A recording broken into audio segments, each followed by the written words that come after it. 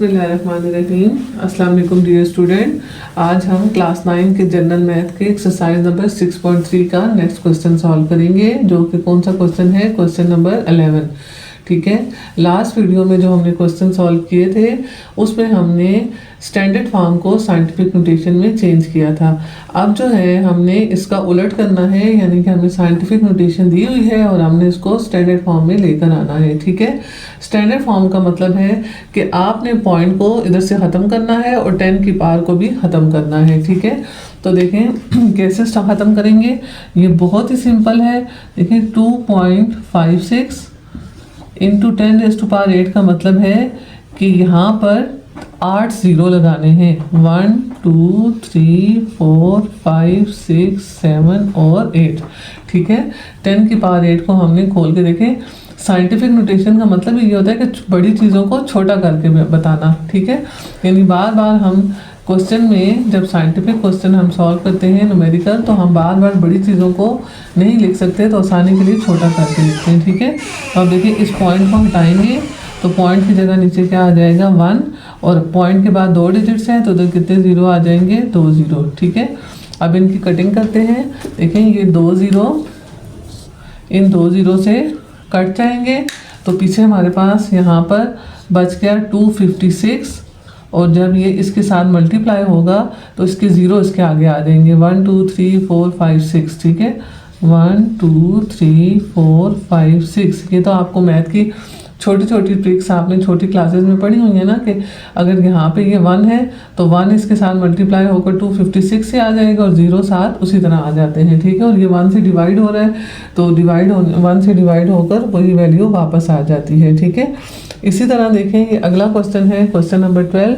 इसमें भी हमारे पास साइंटिफिक नोटेशन है, तो यहाँ पर भी हमने ज़ीरो को ख़त्म करना है, और 10 की पावर 6 का मतलब है 6 ज़ीरो। 1 2 3 4 5 6। ठीक है, इधर से पॉइंट हटेगा, इसकी जगह नीचे क्या आ जाएगा 1, और पॉइंट के बाद 2 डिजिट्स हैं तो 2 ज़ीरो आ जाएंगे। ठीक है, बिल्कुल पिछले क्वेश्चन की तरह ये 2 ज़ीरो ये लास्ट वाले 2 ज़ीरो के साथ कट हो जाएंगे, और 109 मल्टीप्लाई बाय 1 जो है वो 109, और साथ जो है 6 ज़ीरो में से 2 कट गए हैं तो कितने बच गए हैं, 4।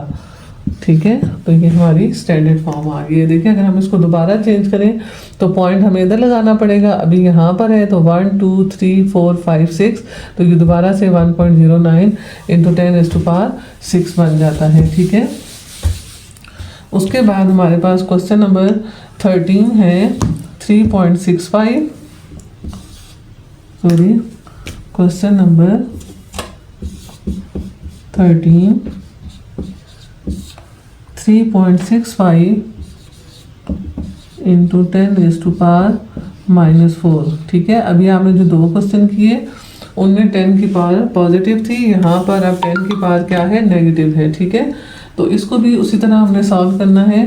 देखिए सबसे पहले हमारा काम क्या होगा कि आपने इस नेगेटिव वैल्यू को पहले पॉजिटिव बनाना है, तो उसके लिए हम इसको उलट देंगे। देखिए 10 के नीचे कुछ भी नहीं है, मतलब कि 1 है, तो जब ये उल्टेगा तो 1 ऊपर चला जाएगा, 10 नीचे आ जाएगा।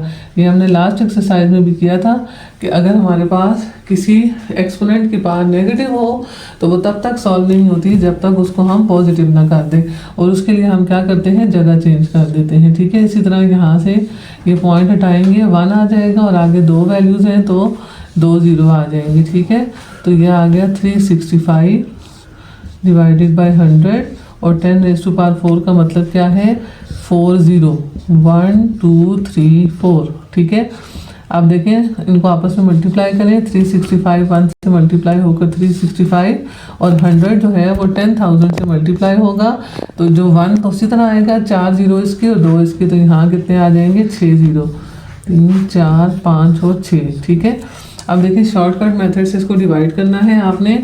देखें अब 6 ज़ीरो है तो ऊपर 6 डिजिट से पहले पॉइंट होना चाहिए। ठीक है, तो 3 डिजिट्स हमारे पास मौजूद हैं, 5 6 3, तो 3 हम अपने पास से लगाएंगे, 0 0 0, फिर पॉइंट और फिर 0।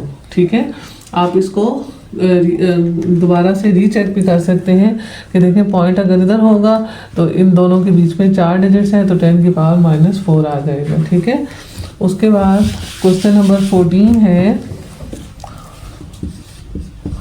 Question number 14। ठीक है, क्वेश्चन नंबर 14 हमारे पास आ जाता है जी 10 रेज़ टू पावर -7। अब देखें इसके साथ और कुछ भी नहीं है, सिर्फ 10 रेज़ टू पावर -7 है। तो अब देखें इसको भी हम उल्टेंगे, इसके नीचे कुछ भी नहीं है मतलब 1 है। ठीक है, तो ये क्या हो जाएगा 1 divided by 10 raise to power 7। ये हमने क्यों किया है, ताकि 10 की पावर पॉजिटिव हो जाए। ठीक है, तो 10 की पावर 7 का मतलब है 7 0 1 के साथ 1 2 3 4 5 6 7। ठीक है, अब देखें जब हम इसको डिवाइड करेंगे तो ऊपर 7 वैल्यूज से पहले पॉइंट आना चाहिए। तो हमारे पास अभी सिर्फ एक ही वैल्यू मौजूद है, तो यहाँ हम शुरू में 6 0 लगा देंगे, 4 5 6 फिर पॉइंट और फिर 0। ठीक है, तो अब देखें अगर हम इसको दोबारा से साइंटिफिक नोटेशन में चेंज करें तो ये दोबारा से 10 की पावर -7 बन जाएगा।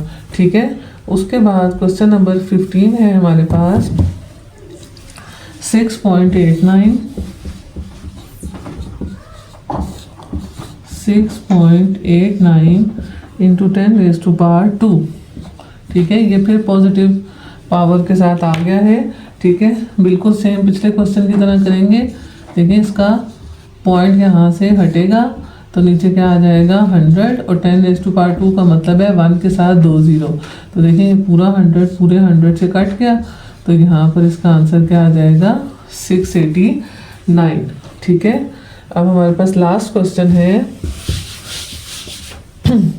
Question number 16